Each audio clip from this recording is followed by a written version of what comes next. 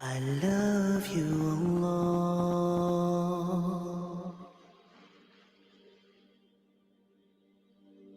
The Quran clearly tells us that feeling anxious, feeling worried, stressful is a part of being human. There's nothing wrong with that. Societal problems can and will cause us stress. Allah says to the Prophet sallallahu alaihi wasallam, وَلَقَدْ نَعْلَمُ أَنَّكَ يَضِيقُ صَدْرُكَ بِمَا يَقُولُونَ. We know that your heart is in pain because of what they say. Think about that. Your heart is in pain because of what people are saying about you. In Surah Al-Kahf, فَلَعَلَّكَ بَاخِعُ نَفْسَكَ أَلَّا يَكُونُوا مُؤْمِنِينَ. This is a powerful verse that really shows us what depression can lead to. Allah is speaking to the Rasul sallallahu alaihi wasallam, and he is saying, it is possible that your anxiety, your anguish will cause you to die. I know it sounds very melodramatic. This is the Arabic word baqa'a. Baqa'a means to die because of grief. Baqa'a means to go into depression, into such a state that you end your life. Not suicide, but basically your depression causes you to die. And Allah says in the early Meccan phase, Ya Rasulullah, we know you're going down this road. Ya Rasulullah, you're getting too anxious, too worried. Don't go down this road. You might die in anguish. But of course, our Prophet, why was he so anguished? Why was he grieved? Because the people didn't believe, not because of money. Not that I'm saying there's nothing wrong with that, but our Prophet is obviously not going to become depressed because of money. Why was he depressed? Why was he, I shouldn't even say the word depressed to me. I should say he was feeling anguish. That is the better phrasing. He was feeling extreme anguish. Why was he feeling anguish? Because his people did not believe. That anguish, that anxiety, Allah says, you might end up dying because of that anxiety. فَلَعَلَّكَ بَاخِعٌ نَفْسَكَ أَلَّا يَكُونُوا مُؤْمِنِينَ. Also, we learn from the Quran that the mother of Musa, Allah subhanahu wa ta'ala says to her, فَرَدَدْنَاهُ إِلَىٰ أُمِّهِ كَيْ تَقَرَّ عَيْنُهَا وَلَا تَحْزَنْ. We return Moses to his mother so that she could find comfort and stop worrying. Stop worrying. It's normal. Nothing wrong with worrying, with being anxious, with having grief. So much so, Allah says about the Prophet Yaqub, that what does Yaqub happen when his son Yusuf went away? That Allah Azza wa Jalla says, وَبِيَضَّتْ عَيْنَاهُ مِنَ الْحُزْنِ. His eyes became blind because he was worried and cried. The crying, the grief was so much, his eyes became blind. Allah did not criticize him for getting sad. Allah did not castigate him for feeling the grief. His son, his beloved son Yusuf, went missing, as we know the story. And his love for Yusuf exceeded all bounds. And the grief that he felt was so much, the anguish that he felt was so much, that 12 years later, 15 years later, his own children said, when will you stop blabbering about Yusuf? Stop it. Enough.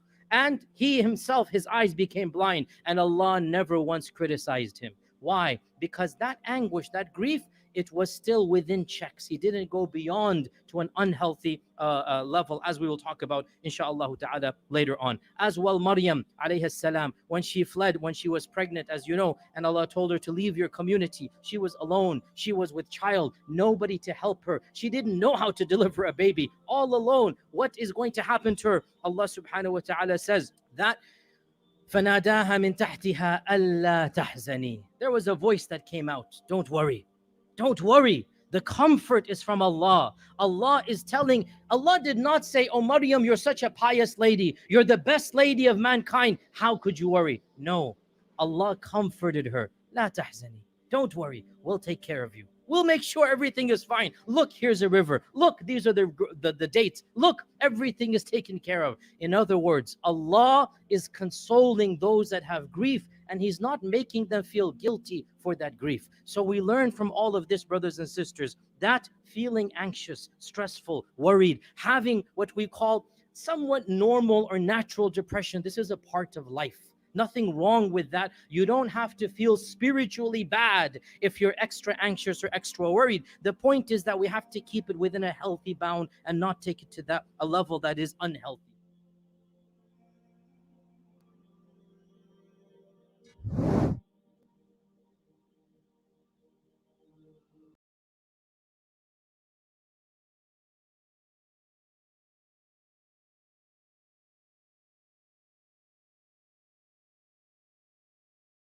أعوذ بالله من الشيطان الرجيم. بسم الله الرحمن الرحيم. حميم. تنزيل من الرحمن الرحيم. كتاب فصلت آياته قرآنا عربيا لقوم يعلمون بشيرا ونذيرا فأعرض أكثرهم فهم لا يسمعون وقالوا قلوبنا في أكنة مما تدعونا إليه وفي آذاننا وقر ومن بيننا وبينك حجاب فاعمل إننا عاملون قل إنما أنا بشر مثلكم يوحى إلي أنما إلهكم إله واحد فاستقيموا إليه واستغفروه وويل للمشركين الذين لا يؤتون الزكاة وهم بالآخرة هم كافرون إن الذين آمنوا وعملوا الصالحات لهم أجر غير ممنون قل أئنكم لتكفرون بالذي خلق الأرض في يومين وتجعلون له أندادا ذلك رب العالمين وجعل فيها رواسي من فوقها وبارك فيها وقدر فيها أقواتها في 4 أيام سواء للسائلين ثم استوى إلى السماء وهي دخان فقال لها وللأرض ائتيا طوعا أو كرها قالتا أتينا طائعين فقضاهن 7 سماوات في يومين وأوحى في كل سماء أمرها وزينا السماء الدنيا بمصابيح وحفظا ذلك تقدير العزيز العليم فإن أعرضوا فقل أنذرتكم صاعقة مثل صاعقة عاد وثمود إذ جاءتهم الرسل من بين أيديهم ومن خلفهم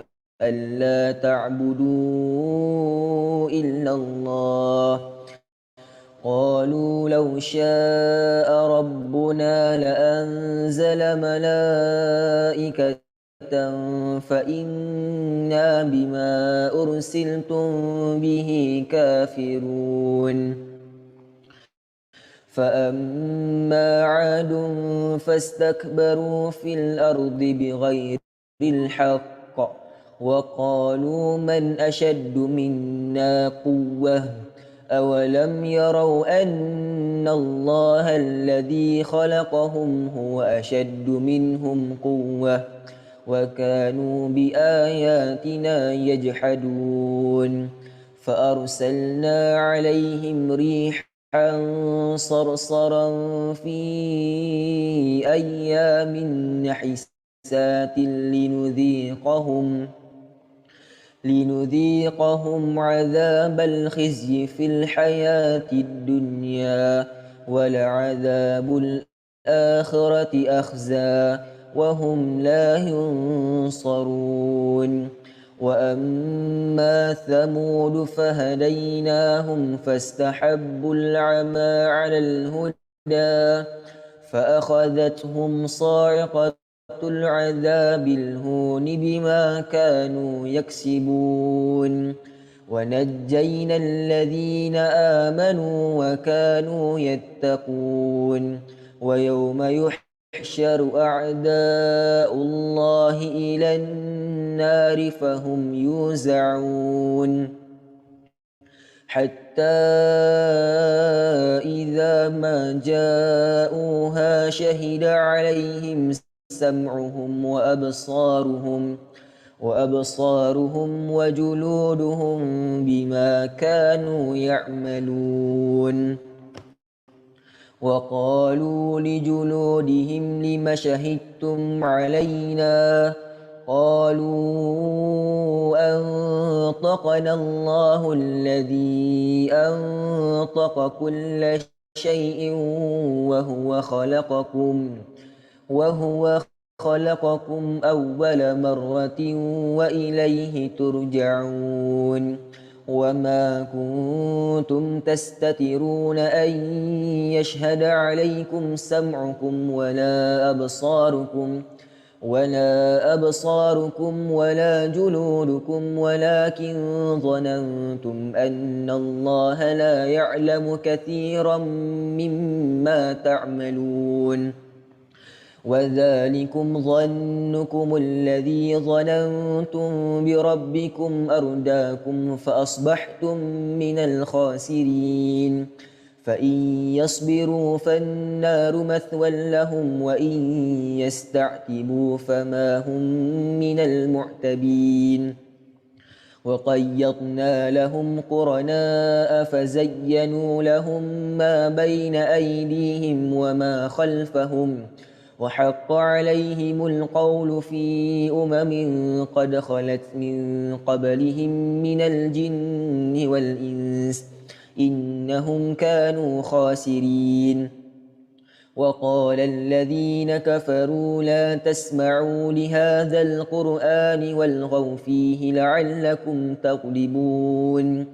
فلنذيقن الذين كفروا عذابا شديدا ولنجزينهم أسوأ الذي كانوا يعملون ذلك جزاء أعداء الله النار لهم فيها دار الخلد جزاء بما كانوا بآياتنا يجحدون وقال الذين كفروا ربنا أرنا الذين أضلانا من الجن والإنس نجعلهما تحت أقدامنا ليكونا من الأسفلين إن الذين قالوا ربنا الله ثم استقاموا تتنزل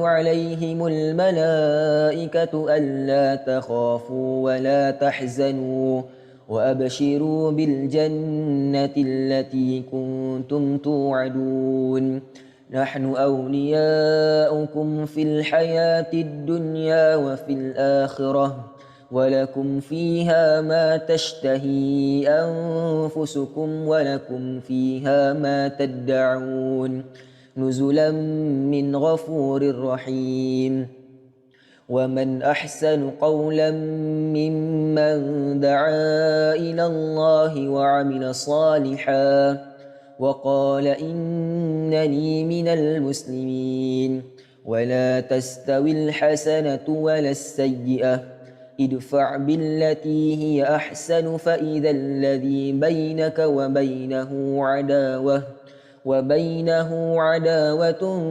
كأنه ولي حميم وما يلقاها إلا الذين صبروا وما يلقاها إلا ذو حظ عظيم وإما ينزغنك من الشيطان نزغ فاستعذ بالله إنه هو السميع العليم ومن آياته الليل والنهار والشمس والقمر لا تسجدوا للشمس ولا للقمر واسجدوا لله الذي خلقهن إن كنتم إياه تعبدون فإن استكبروا فالذين عند ربك يسبحون له بالليل والنهار وهم لا يسأمون ومن آياته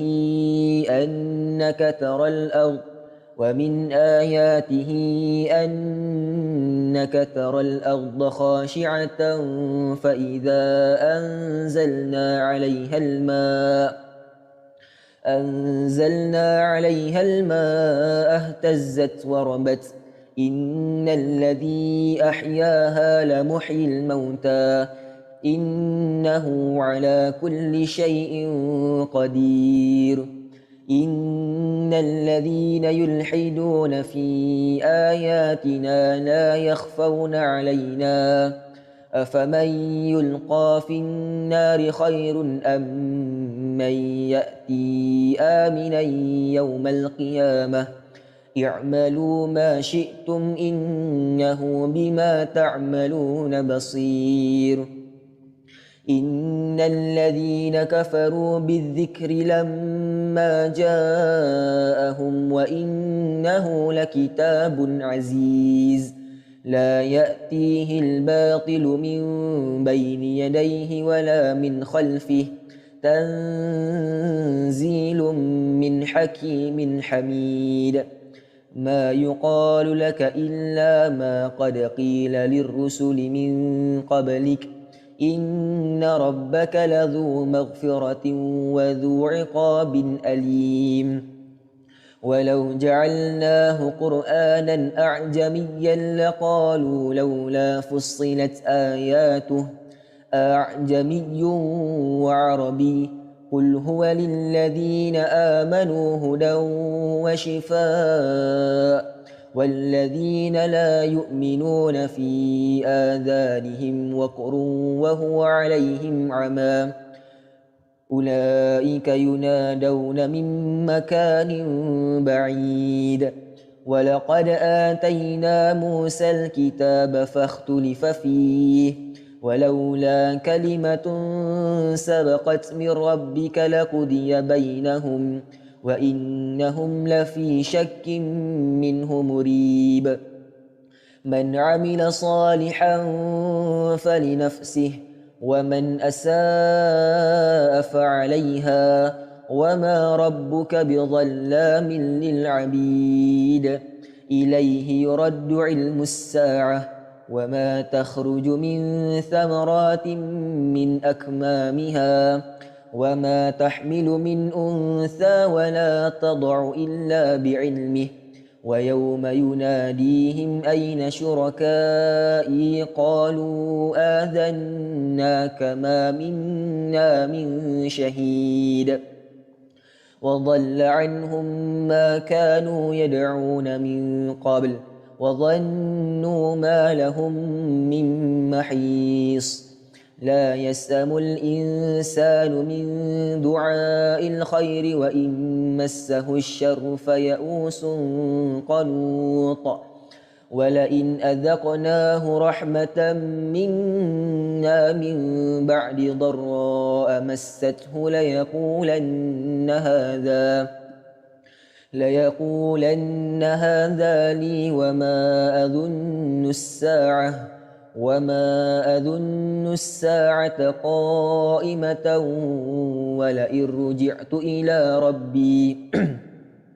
ولئن رجعت إلى ربي إن لي عنده للحسنى فلننبئن الذين كفروا بما عملوا ولنذيقنهم من عذاب غليظ وإذا أنعمنا على الإنسان أعرض ونأى بجانبه وإذا مسه الشر فذو دعاء عريض قل أرأيتم إن كان من عند الله ثم كفرتم به من أضل ممن هو في شقاق بعيد سنريهم آياتنا في الآفاق وفي أنفسهم حتى يتبين لهم أنه الحق أولم يكف بربك أنه على كل شيء شهيد ألا إنهم في مرية من لقاء ربهم ألا إنه بكل شيء محيط صدق الله العظيم.